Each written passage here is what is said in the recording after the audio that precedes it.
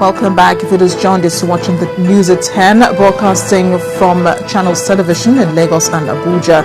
Here are the stories making our headlines this hour. Outrage as gunmen kill a family of 7 in Ongwa Kajit village in Kaduna State.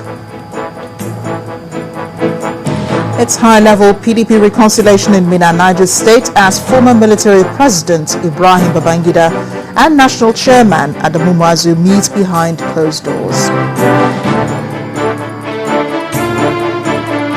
Slow progress in Syrian talks as government and opposition trade words after a week-long peace meeting in Geneva.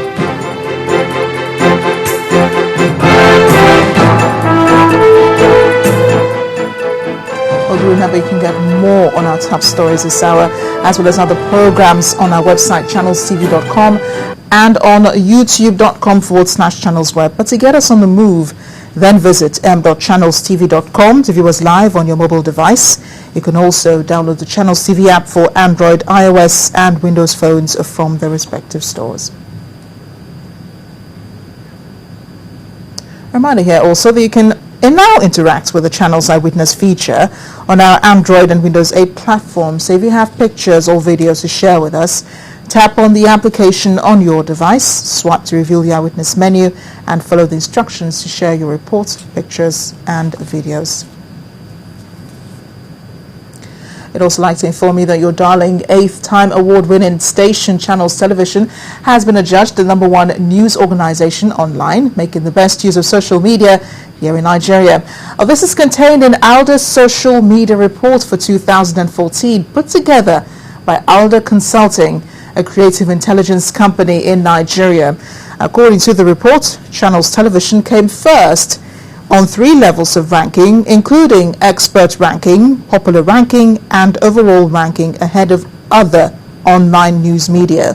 Channels Television was identified as a top news organization which effectively uses social media to engage and connect with users of the new media. This is no surprise, as Channels Television has the highest followership on Twitter, on Facebook, and on Google Plus, ahead of other television stations in Nigeria. Just last week, Channels Television recorded a whopping 100,000 subscribers on YouTube, making it the highest in Nigeria and 3rd highest in Africa. We also have approximately 300,000 downloads for our mobile app across various platforms, including Windows, Android, Apple, iOS, and BlackBerry. More reasons to stay tuned to us. Going back to politics now, reactions have begun to trail the modalities for the forthcoming national conference, which were announced yesterday by the federal government. The Arewa Consultative Forum has expressed doubt over the 3-month allocated for the national conference, saying there will not be enough for thorough and robust deliberations needed for the desired results to be achieved. In a statement signed by its National Publicity Secretary, Anthony Sani, the forum noted that although it does not believe the solution to the nation's problems lies with the national conference, it will support the dialogue as long as it will help ensure a united Nigeria. The ACF, however, insists that the nominees to the conference should not be selected based on political sectional interest nor government patronage, but they must be Nigeria's best, who are endowed with intelligence and patriotic courage.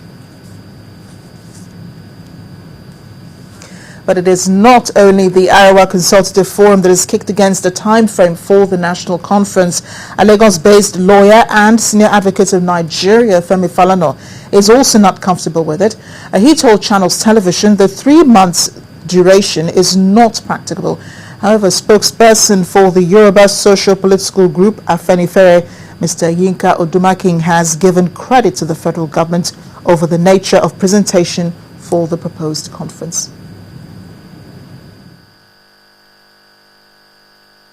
I do hope that the government, the state governments, and the other interest groups are going to take cognizance of the interests of minority groups in the country. I'm not talking of ethnic minorities alone. There are other minority groups in the country. People are economically disadvantaged. People are physically disabled. But to expect a conference, a national conference, where people are meeting themselves for the first time, who have had no previous discussions, to come together, and within 3 months, 90 days, arrive at decisions by consensus, it is not practicable. It is not realizable. And I do hope that this is the wish of the government. And going by experience, most committees that the current government has set up, most committees that have been set up, have always asked for extension of time. And I'm sure this will not be an exception. I think a fair attempt has been made to give some kind of fair representation. For instance, the nationalities now are to have equal number of delegates per the 6 zones. And the various interest groups have been taken care of, emphasizing spread for this conference. By and large, I think, and when you consider what Obasanjo did in 2005, when they carry on as if the nationality did not exist, the governors, the president just pick delegates. This time around now, stakeholders are being asked to indirectly elect their own delegates, which is a part of the process of making people to own the whole process of national conference. The only area which we think that the government should rethink is to say that, well, the unity of Nigeria is not negotiable. It is negotiable, and we should negotiate it. The only thing we should emphasize is that the negotiation should not be towards the breakup of the country. Also taking reactions to the national conference, a chairman of the board of Leadership newspaper, Mr. Sam Nda Isaiah, believes that Nigeria has been too deeply divided across many lines that a national conference alone may not be able to cure them. Mr. Nda Isaiah's comments were made during a courtesy visit to Channels Television's headquarters in Lagos, accompanied by the other members of the board of Leadership newspapers. He and his team were received by the chairman, Mr. John Momo, and some management staff of Channels Television. Mr. Nda Isaiah is suggesting an effective federal system of government where the states are allowed to compete against one another and manage their resources.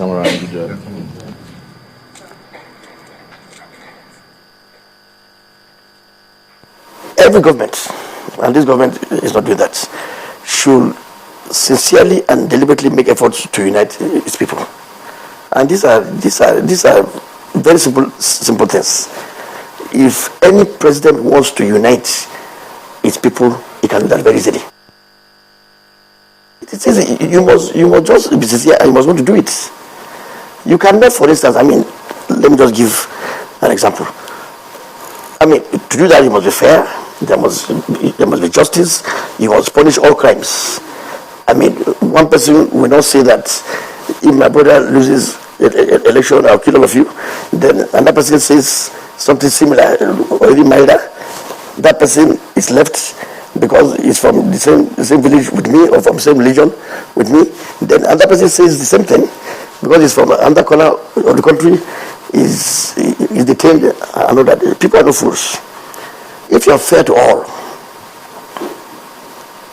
and you are just, and you mean it, it's possible. When you see people agitating like this, and apparently it appears that the leadership enjoys it. When you see people behaving like this, a country where people are this divided, that's how the leadership wants it to be. Somebody is not serious. Somebody somewhere is not serious. Yes, if you want to change the rules, if you want to, first and foremost, if you listen to most of those talking and agitating about restructuring, when you listen to them well, they're actually talking about a federal system, working a federal system. That's what it is. So why don't you just work a federal system? We are called Federal Republic of Nigeria. So let us be a federal republic. Period. The way it is now, we're not. If you have complaints against certain parts of the Constitution that is in conflict with being a federal republic, then and that's what I believe too. then let's amend those parts. Chairman of the Board of Leadership newspaper.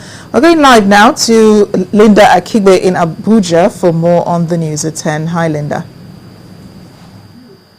Hello, Amarachi, and welcome to the nation's capital. The federal government has commended General Electric for pumping in $350 million to develop the power sector and small businesses in the country. Vice President Amadi Sambu made the commendation during a courtesy visit by the Global General Manager and Chief Executive Officer of the company, Mr. Jeff Immelt, and other global partners at the State House. The Vice President urged the company to always look into the enormous advantages in the gas sector. Earlier, the Minister of Trade and Investment, Mr. Olusegun Aganga, said GE's $350 million had brought development, while the company has started to bring in its supply chain into the country. You may recall that a little over a year ago, Jeff Immelt, who is the chairman of GE Global, and I signed an MOU committing GE to invest in $1 billion in the Nigerian economy, mainly in the turbine sector. In June last year, we had a groundbreaking where the first 250 million naira was put to work. Since then, we've had significant progress in the project, but GE has been very active going to all the global vendors in Europe and in the United States to convince them to come to Nigeria, to come and invest in Nigeria and become part of their supply chain. So today we're witnessing three major events. One is an agreement between GE and Standard Bank for the financing of the power sector. So they are making available $350 million for the generation of mini power plants, because that's going to be quicker to do and actually will help the economy fast. It will boost the economic activities in the country. So we're talking about power plants between 1 and 20 megawatts.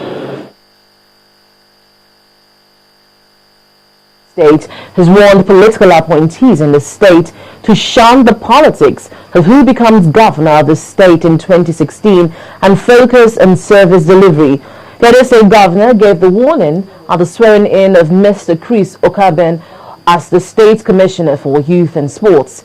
He asked the commissioner and other appointees not to plot for who will succeed him at this time, because it would only be a distraction which will negatively impact the state's development agenda. This party is not about gubernatorial candidates. It is much more than that. And anyone who wants to devote his time to gubernatorial campaign can easily be excused, so that those who want to work now can get on with the job at hand.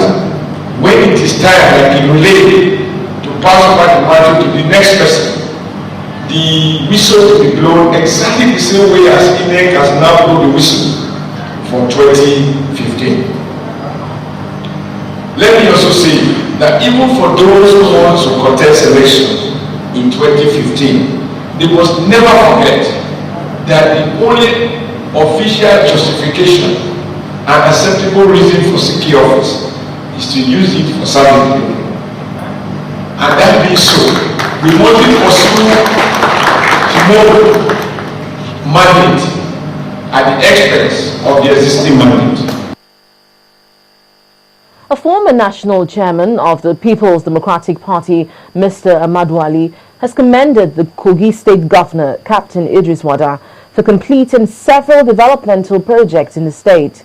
Mr. Ali was joined by other prominent party members and guests at a town hall meeting to mark the second anniversary of Governor Wada's stewardship. The occasion was also an opportunity for the governor to clarify the policies of his administration.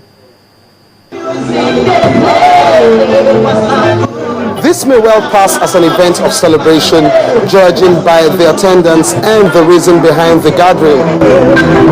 For some of the guests in attendance, their political differences notwithstanding, it was time to celebrate this man. It's the second anniversary of Governor Idris Wada and his team as helmsmen in the saddle of Kogi State. Where we should start from is to thank the Almighty God and you and your executive for the peace we have enjoyed in this state. Many parts of Nigeria, Fridays and Sundays are days of tension rather than days of ease. You have not allowed that to be the case in Kogi State. We have done a lot with the resources available, and these documents will testify to them. There's a lot more that we could not put in the documents, but over time you will get to see some of the things we have done in water, roads, hospitals, electricity, rural roads, agriculture, health. So many things. There's no area that we have not made an impact. And we'll step by step highlight some of these things as we go along. Beyond the goodwill messages, some guests had case in point for clarification from the governor. The first question was on integrity and corruption in the civil service. Says there is systemic corruption. You know, unless you have proof, all you can do is allege. There are allegations of corruption. My assurance to every one of you is that if you can give me proof of a corrupt official, I will punish that official. That's a commitment. Some of you have noted that the governor travels a lot, the deputy governor travels a lot. Let me assure you that all the travel we do is in the best interest of Kogi State. Sometimes it's that personal discomfort. I will hate to go, but I have to go because I want to protect the best interest of Kogi State. A high point of the event was the official handing over of the yard for Kogi, a brochure documenting all the youth advancement program by the administration.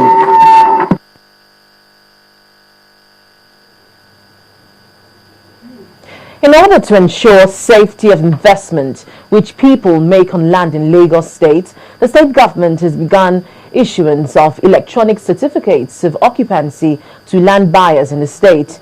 During the symbolic presentation of the first sets of electronics C of O to the beneficiaries, Governor Babatunde Fashola assured Lagosians of his administration's commitment to the safety of the investments.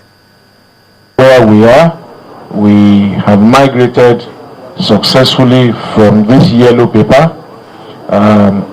which used to be printed by the government press, and that was that it should be, but we knew also that it had gotten into the hands of some private printers, and there was always the possibility that unsuspecting citizens would have ended up with some unauthentic copies, to put it mildly. So we flagged off this exercise, and I know that in the week some people have collected theirs. This is just a symbolic exercise that enables me to communicate with members of the public that this is the milestone that we have reached on the journey that we committed to undertake to certify land titles, to ensure safety of the investments that people put their life savings to acquire a property, and to ensure that instead of buying a land, they no longer end up buying a lawsuit. And that's all from Abuja. Back to you, Amarachi. Thanks a lot, Linda. And when the News at 10 returns, the Bank of Industry distributes funds for use in agri-business. That's on Business News. Do join us again.